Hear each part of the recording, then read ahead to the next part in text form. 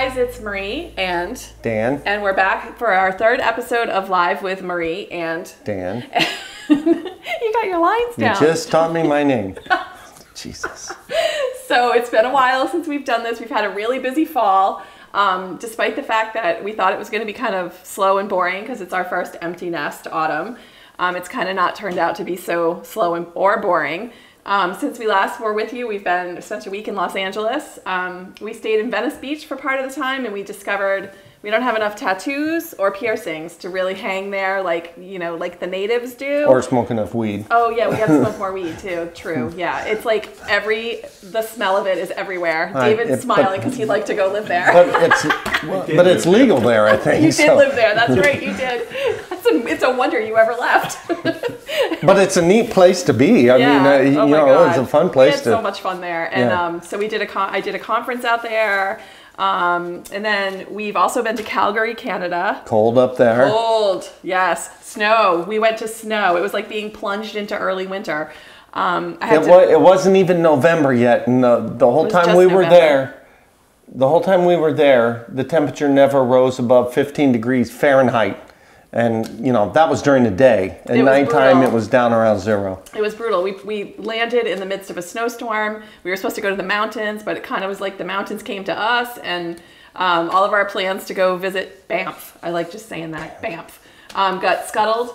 And I also learned a valuable lesson. I really enjoyed my weekend with the Calgary romance writers, but I found out that Calgary is a little too far to go for a weekend, and that it's really a good idea to look at a map before I agree to do these things because... map geek. I know. Get your Texas map out. Well, the Texas map wouldn't have covered Calgary.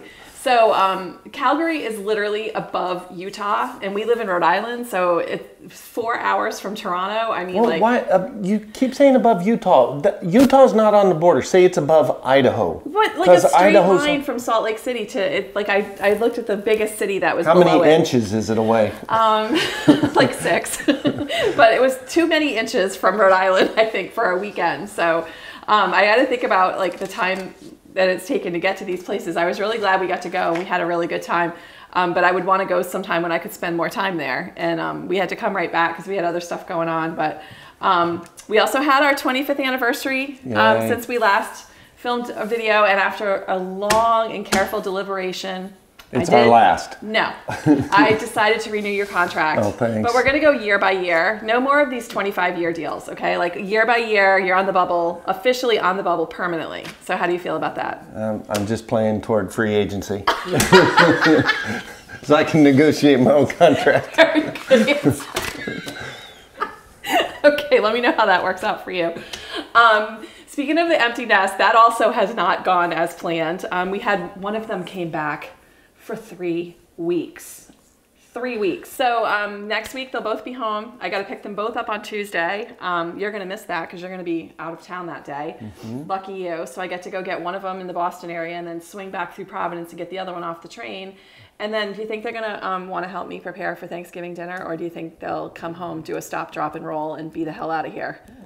I don't know. Emily is kind of, you know, she's starting to act like a normal human being.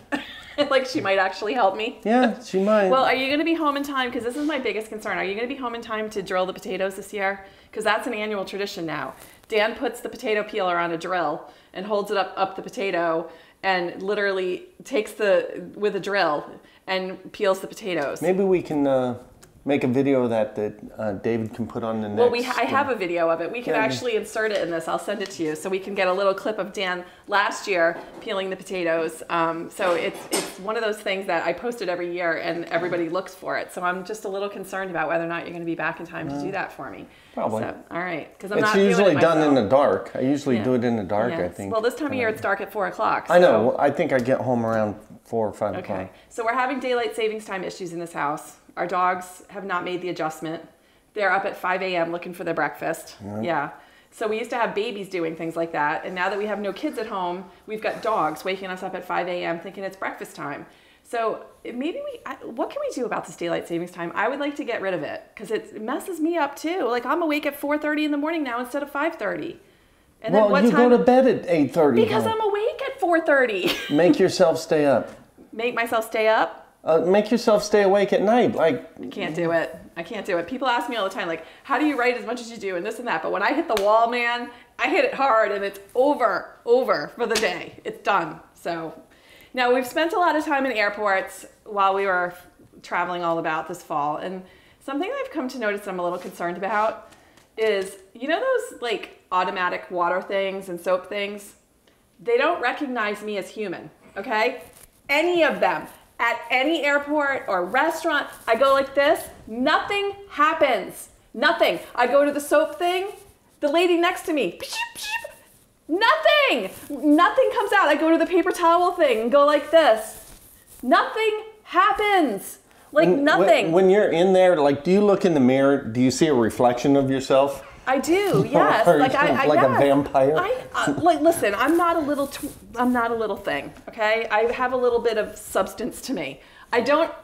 Be careful. I never said that to your face. When I go like this, like, why does nothing happen? Oh, I guess you're a ghost. I mean, it's very possible, but how many times have I said this to you recently? Yeah. I come out, I'm like, again, I was just by the sink. Like, or the paper towel. Like, what has to happen? Does it need body heat? Because I'm always cold. Is that why? Well, you are pretty frigid. So yeah. I walked right into that, didn't I? The cold cockles of my frigid heart are coming through. But what did you point out to me while we were traveling that the problem might be? That I'm possibly in the wrong place? Well, half the time you're in the men's room anyway. This is true. So that's another thing that I would like to complain about when it comes to airports, especially in like Canada. In the same airport, the ladies' room is on the left in one place and the right in the other. Then the next time I see it, it will be switched. I did, in fact, walk straight into the men's room this time. Saw men standing against the wall. Not sure what they're doing, but I actually saw men, and you were screaming at me. Yep, from down the terminal. You know, like people are looking at me like, what's this guy yelling at? You know? How often has this happened to me? Every time you're in an airport. No, and also in the ice rink. Remember that? I came spuged out of the men's room, and all the hockey dads are standing there like, when I realized what happened. I've done this quite a lot. I did it one time in the Reagan building in Washington, D.C. I walk in there, and I was still working for the government accountants at the time, and I walk in there, and they're lined up against the wall, and at first I don't even know what's happening. Like, I can't even figure, and yeah. And then one time I walked by, in the Jacksonville airport, I walked by 19 urinals, pissed off that the stalls are why are they way in the back? Like, what the hell? Why are they way in the back? And I'm in the stall, and I hear men talking. Well, and that's when I know I'm in the men's room. Soon it's not going to matter because we're moving toward, gender neutral restrooms in public places. And we saw them in Los Angeles. We saw them in Los Angeles. They had, in the LAX airport, they had gender neutral bathrooms, which our daughter, who's very progressive, was very pleased when we sent her the pictures of that. So we talked about Thanksgiving. Wait a minute.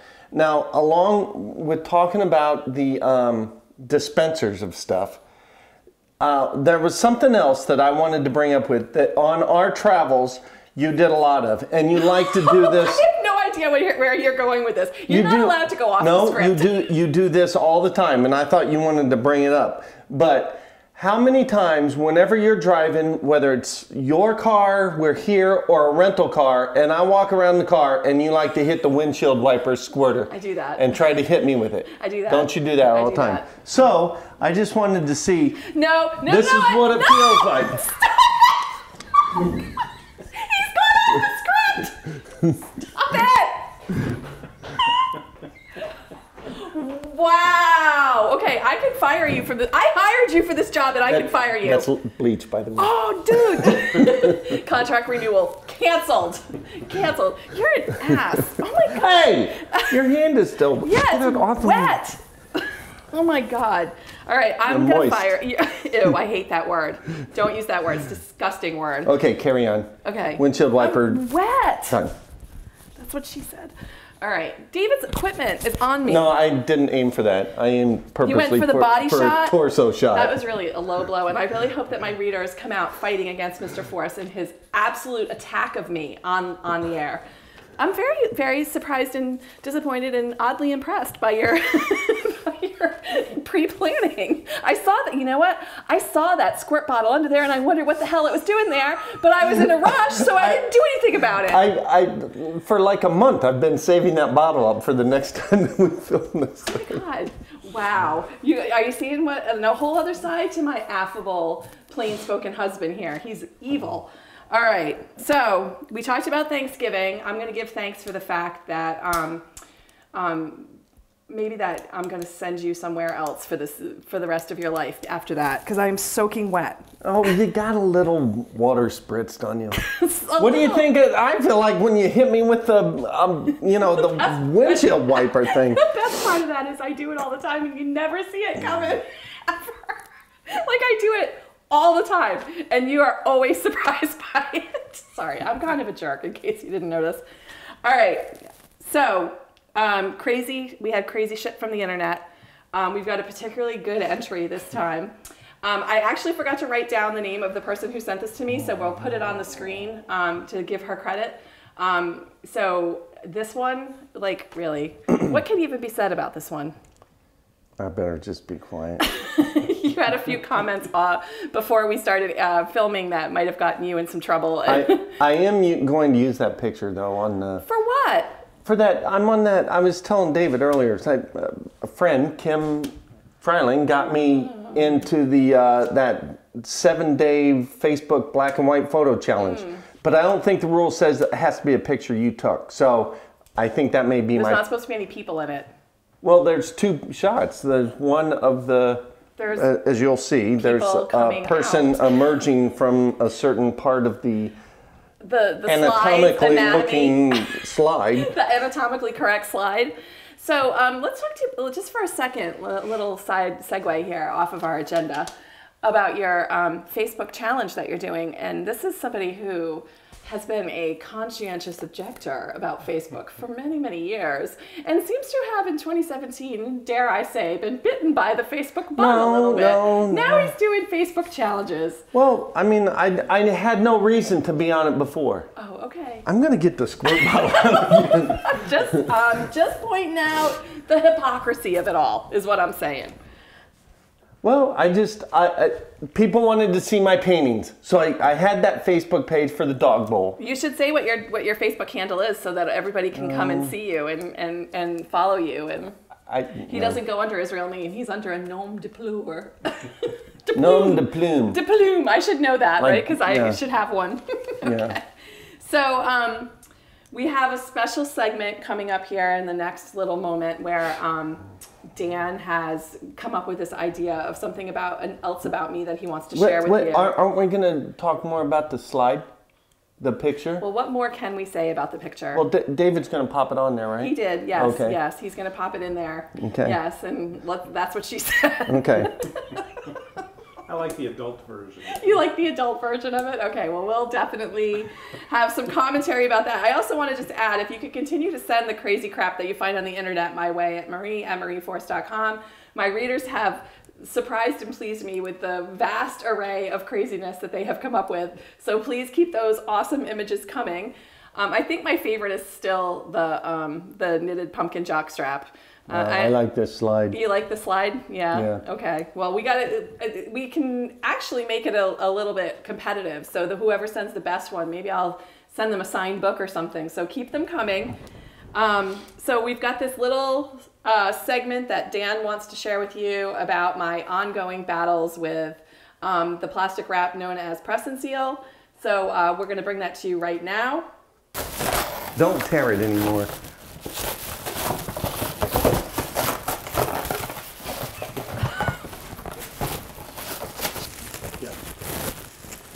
Dan, problem.